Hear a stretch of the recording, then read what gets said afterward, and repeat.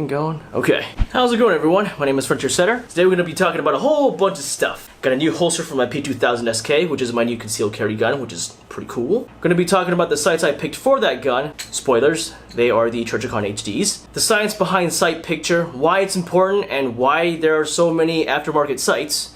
And yeah, so stay tuned for all that. Roll that intro. So this is a G-Code Incog Eclipse holster. I had to wait like 4 months for this to come in because a whole bunch of stuff happened. But either way, they got it to me and it was totally worth the wait. The fit and finish is perfect. The ride height is actually really good because you can't change it on this, which is why I'm glad they got it right. And I'm glad I opted for a full guard because the Trijicon HDs are sharp and they're taller than normal sights. You can adjust the retention with that one screw there. And I personally don't like my retention to be too tight. And I can do backflips just fine without this gun going off.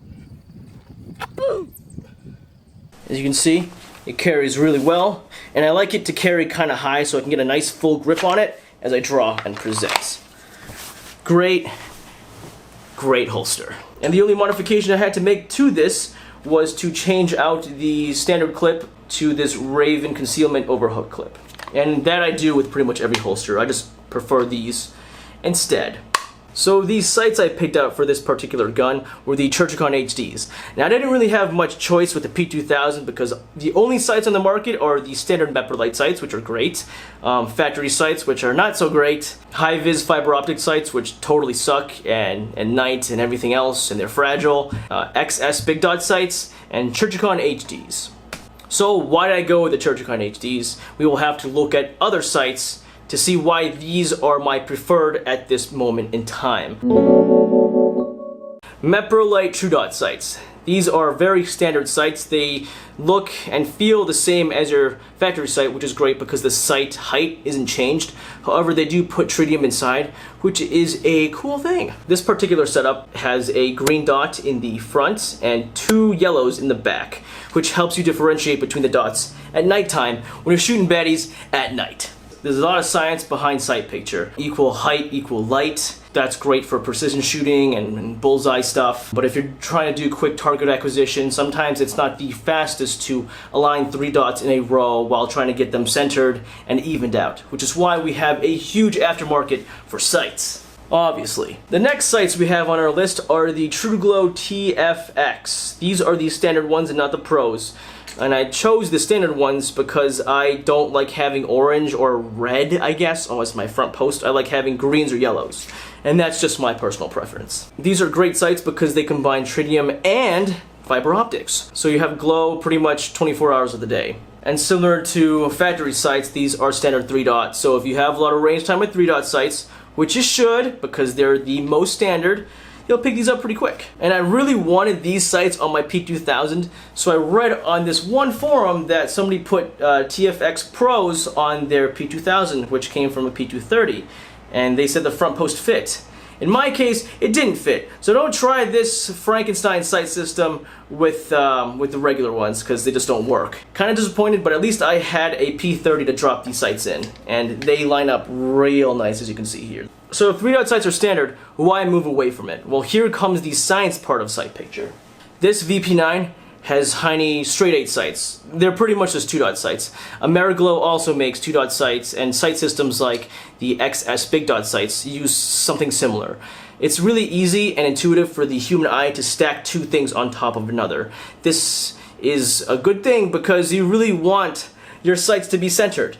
That's like the main thing of aiming, am I right? So that's a big plus with having these straight 8s. You just put 2 dots on top of one another. However, the biggest issue I have with these straight 8 sights is that they're pretty much blacked out sights. In daylight, it's really hard to see the tritium vials by themselves. They glow pretty good at night, but in the daytime, you're kind of shit out of luck, which is why I have this Trijicon RMR on it. Now, I'm not going to get too much into red dot sights on pistols, and you know, they're the way of the future, stuff like that. And the problem with red dots is that if you don't have good sight presentation, you'll most likely try to hunt for the dot. Find the dot somewhere within that window, and you'll be waving your gun around, and that's not a great thing. So from that, we've learned that it's beneficial to stack things one on top of another. It's really easy to find the center. You don't have to worry about calculating equal height, equal light.